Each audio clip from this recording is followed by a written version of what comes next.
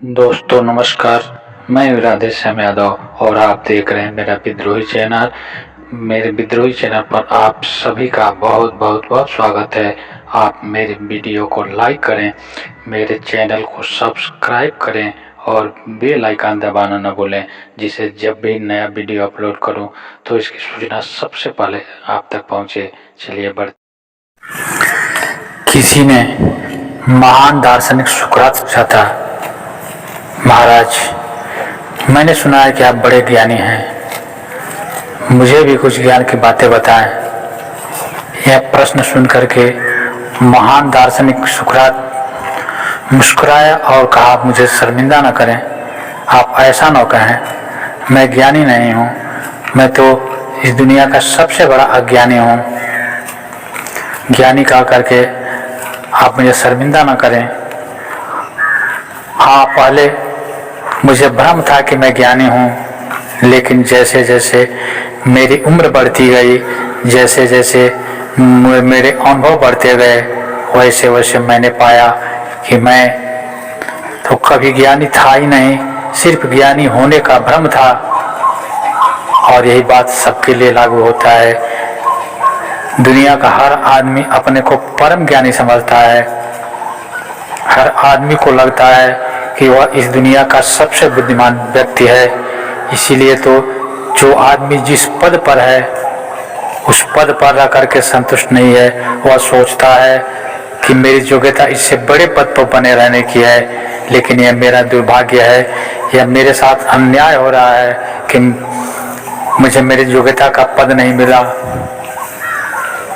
सबसे धनी आदमी, समाज में जो सबसे धनी आदमी है, वह भी अपने धन से संतुष्ट इसलिए नहीं है क्योंकि वह सोचता है कि मेरी योग्यता का इससे अधिक धन कमाने की है, लेकिन मुझे इतना धन नहीं मिला, इसलिए वह भी संतुष्ट नहीं है। एक मुख्यमंत्री सोचता है कि मैं प्रधानमंत्री होने के योग्य हूँ, मुख्यमंत्री होना मेरी अयोग्यता का परिचायक है या मेरे साथ अन्याय है, मुझे तो प्रधानमंत्री होना चाहिए।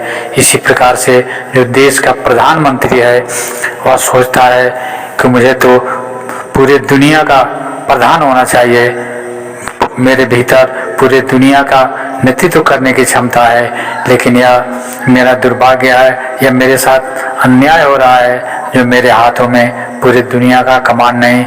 एक मुख्य से मुख्य व्यक्ति भी यह सोचता है कि यह दुनिया का सबसे बुद्धिमान आदमी है और इसीलिए मनुष्य का विकास नहीं हो पाता, इसीलिए चारों तरफ अशांति है, इसीलिए संतुष्टि नहीं है, इसीलिए तृष्णा है।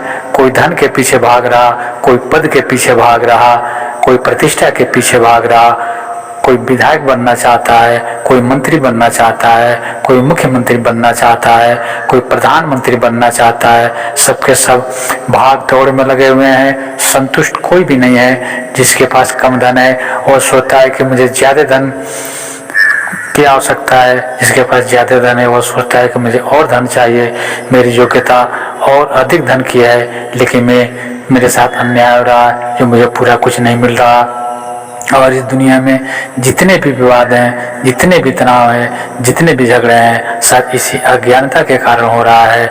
नहीं तो यह जीवन, जब एक बच्चा पैदा होता है तो कितना कोमल होता है, वह कितना निष्कपट होता है, वह कितना आनंदमय होता है, कि हर पल वह कितना आनंदित रहता है। लेकिन जैसे जैसे उसकी उम्र बढ़ती जाती है, जैसे जैसे उसके जीवन पर दुनियादारी का पर्दा चढ़ता जाता है, वैसे वैसे वह दुखी होता जाता है, तनाव से घिरता जाता है, निराशाओं से घिरता जाता है।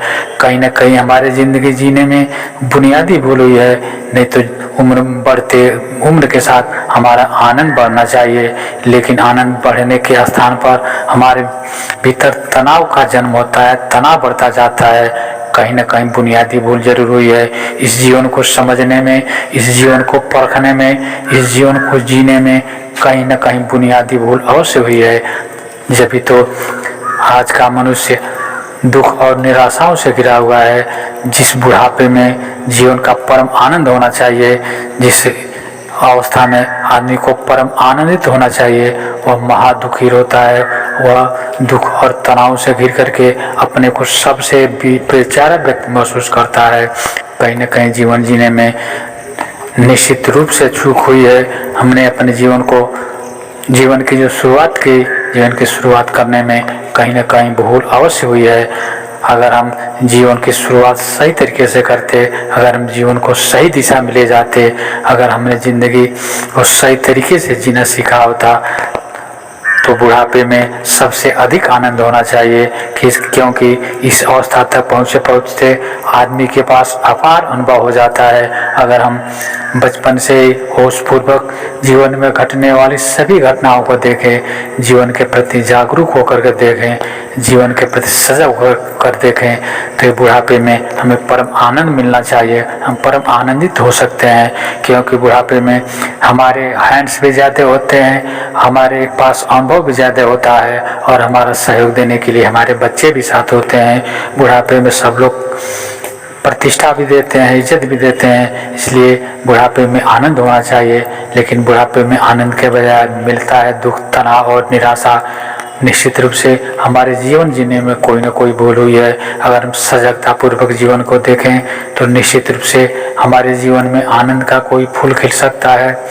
लेकिन हमारे जीवन जीने का तरीका ही अलग है। हमने जिसको जीवन समझ रखा है वह जीवन है नहीं, वह तो पल पल मरने का नाम है।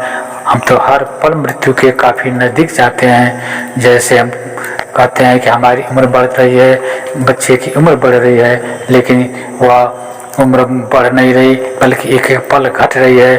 और जैसे जैसे उम्र बढ़ती है वैसे वैसे हम मृत्यु के और करीब चलते चले जाते हैं, मृत्यु के और नज़दीक चले जाते हैं।